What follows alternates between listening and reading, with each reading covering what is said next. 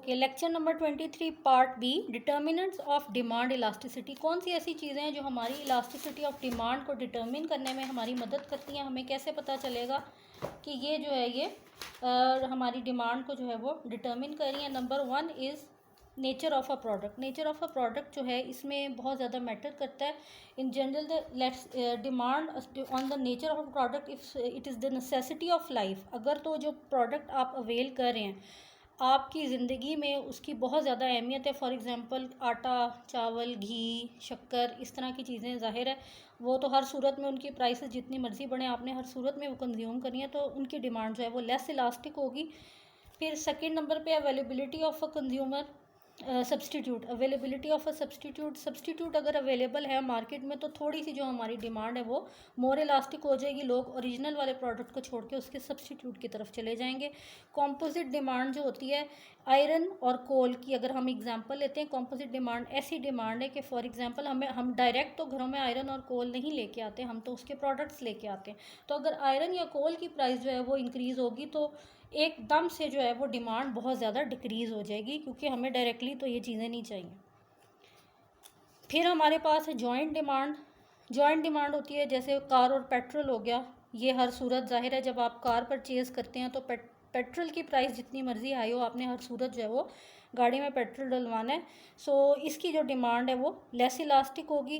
फिर हमारी test, habits and fashion. एक चीज़ फैशन में है उसकी प्राइस जितनी मर्ज़ी बढ़ती जाए उसकी डिमांड हमेशा लेस इलास्टिक होगी।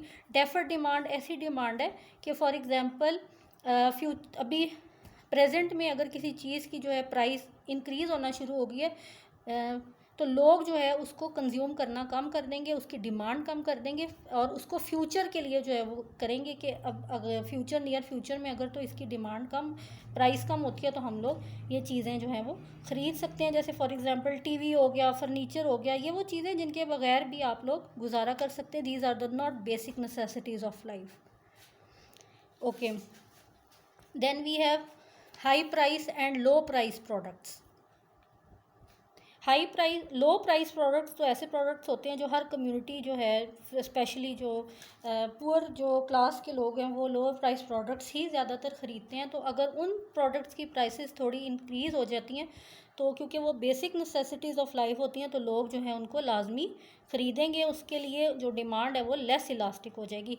हाई प्राइस की जो चीज़ें होती हैं ना वो इस तरह की होती हैं जिसमें लग्जरीज़ आ जाती हैं, उनकी डिमांड बहुत ज़्यादा जो है वो इलास्टिक होती है, क्योंकि वो सिर्फ एलीट क्लास किस्म के लोग जो है वो परचेज़ कर सकते हैं।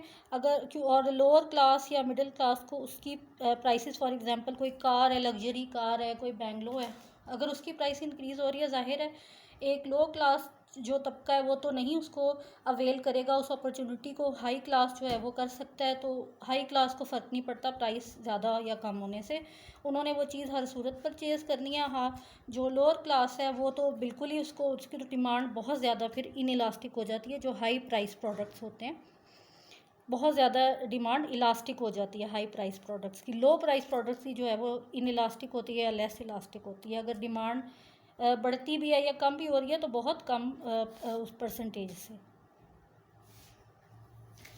नेक्स्ट इज़ इम्पोर्टेंस क्या है हमारे पास डिमांड इलास्टिस। ज़ाहिर है एक चीज़ मार्केट में आ रही है तो अब लोग उसको किस तरह डिमांड कर रहे हैं, ये जो लोग चीज़ बना रहे हैं, जो प्रोड्यूसर्स हैं, जो कीपर्स हैं, जो सेलर्स हैं, उनको पता होना चाहिए कि उनको कैसी चीज़ बनानी है, उसकी क्या प्राइस रखनी है और उसकी कितनी सप्लाई जो है वो मार्केट में देनी है डिमांड के लिहाज से। सबसे पहले इम्पॉर्टेंस क्या है इलास्टिसिटी ऑफ डिमांड की, प्राइस डिटर्मिनेशन। जो भी चीज़ आप बना रहे हैं उसके अंदर उसकी प्राइस जो है उसको डिटर्मिन करने में पता चलेगा कि कौन सी ऐसी प्रोडक्ट है जिसकी डिमांड इलास्टिक है बहुत ज़्यादा, जिसकी डिमांड, और कौन सी ऐसी प्रोडक्ट है जिसकी डिमांड जो है वो बहुत ज़्यादा इन इलास्टिक है। फॉर एग्ज़ाम्पल सिगरेट्स, उसकी डिमांड इन इलास्टिक है। क्यों इन इलास्टिक है? क्योंकि लोगों ने हर सूरत में जो सिगरेट्स जो वेल करते हैं, जो लेते हैं, जो सिगरेट्स यूज़ करते हैं, उन्होंने चाहे सिगरेट्स की प्राइस जितनी भी हो जाए उन्होंने उस हर सूरत में उसको लेना है, सिगरेट को परचेज़ करना है। तो इस कॉन्टेक्स्ट में जो है सिगरेट्स की जो डिमांड है that will be in elastic.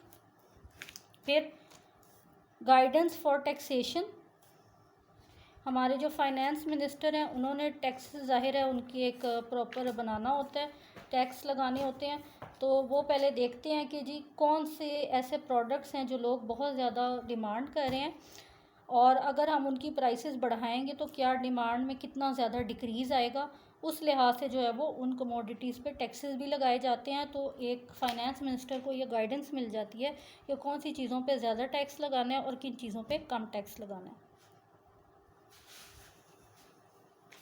Next, guidance for monopolist. एक मोनोपलिस्ट जो है मार्केट के अंदर बैठा हुआ है जिसने एक प्रोडक्ट बनानी है, उससे क्या होगा कि वो जो मोनोपलिस्ट है उसको पता लगेगा कि लोग जो हैं वो किस चीज़ की डिमांड बहुत ज़्यादा कर रहे हैं, और जिस चीज़ की वो डिमांड करें अगर मोनोपलिस्ट उसकी प्राइस को बढ़ा देगा तो कितनी % जो है वो डिक्रीज़ आएगा डिमांड के अंदर। और क्योंकि कुछ चीज़ें ऐसी होती हैं कि अगर फॉर एग्ज़ाम्पल मोनोपलिस्ट किसी चीज़ की प्राइस इंक्रीज़ करता है तो एकदम डिमांड में बहुत ज़्यादा डिक्रीज़ आ जाता है। जब डिमांड में डिक्रीज़ आएगा तो मोनोपलिस्ट जो होता है उसके प्रॉफिट में जो है वो बहुत ज़्यादा डिक्रीज़ आना शुरू हो जाता है। इस लिहाज से मोनोपलिस्ट को थोड़ी गाइडेंस मिल जाती है कि किस चीज़ की डिमांड जो है वो इलास्टिक है और किसकी बहुत ज़्यादा इनइलास्टिक है।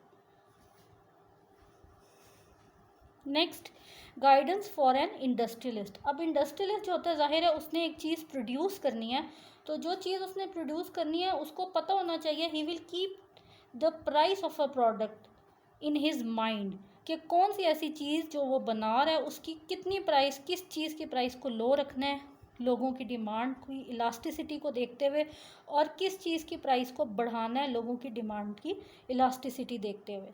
कितनी ज़्यादा डिमांड में जो है वो बहुत ज़्यादा भी इंक्रीज़ आ सकता है, बहुत लो पे भी जा सकती है डिमांड। तो इसका जो हमेशा फ़ायदा या नुकसान है वो एक प्रोड्यूसर या इंडस्ट्रियलिस्ट को ही होता है।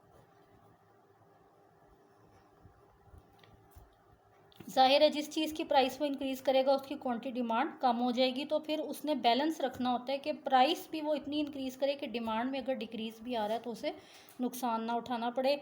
फिर इलास्टिसिटी ऑफ डिमांड जो है वो डिटर्मिनेशन ऑफ फेयर्स, जिसको हम किराए कहते हैं। जैसे अगर हम लोग ट्रेन की बात करें तो एक तो बिज़नेस क्लास है, फिर एक इकॉनमी क्लास है और एक लोअर क्लास है। तो अगर बिज़नेस क्लास के जो फेयर्स हैं वो इंक्रीज़ हो जाते हैं तो लोग क्या करेंगे, वो इकॉनमी क्लास की तरफ आएंगे। अब उस चीज़ को बैलेंस करने के लिए कि ज़ाहिर है बिज़नेस क्लास में भी तो लोगों का आना ज़रूरी है, तो उस चीज़ को बैलेंस करने के लिए किराए इंक्रीज़ ज़रूर होते हैं, fares are increase but with very low, बहुत ज़्यादा कम रेशो से जो है वो किरायों को इंक्रीज़ किया जाता है ताकि सब लोग जो हैं वो इकॉनमी क्लास की तरफ ना जा सकें। तो these were some points that were important with respect to the elasticity of demand. तो आज का जो हमारा टॉपिक था, दो जो हमने कवर किए, income elasticity, cross elasticity, determinants and importance. यहाँ पे आके डिमांड का जो एक टॉपिक है दैट इज़ टोटली कंप्लीटेड। तो काफ़ी ज़्यादा लेक्चर्स जो थे वो डिमांड पे बेस कर रहे थे। लॉ ऑफ डिमांड था, फिर उसके बाद जो है उसकी टाइप्स थी, फिर उसकी इलास्टिसिटीज़ थी। तो डिफरेंट टॉपिक्स जो थे इसमें हमने कवर किए हैं with the help of diagram, with the help of tables. इससे रिलेटेड अगर कोई भी क्वेश्चन आपके माइंड में है you can ask in the comment section. और लेक्चर नंबर 24 सप्लाई का जो है वो ऑलरेडी अपलोडेड है। अब इंशाल्लाह कल जो है हम लोग सप्लाई के भी चेंजेस जो हैं वो डिस्कस करेंगे। So this is it for today. Thank you and अल्लाह हाफिज़।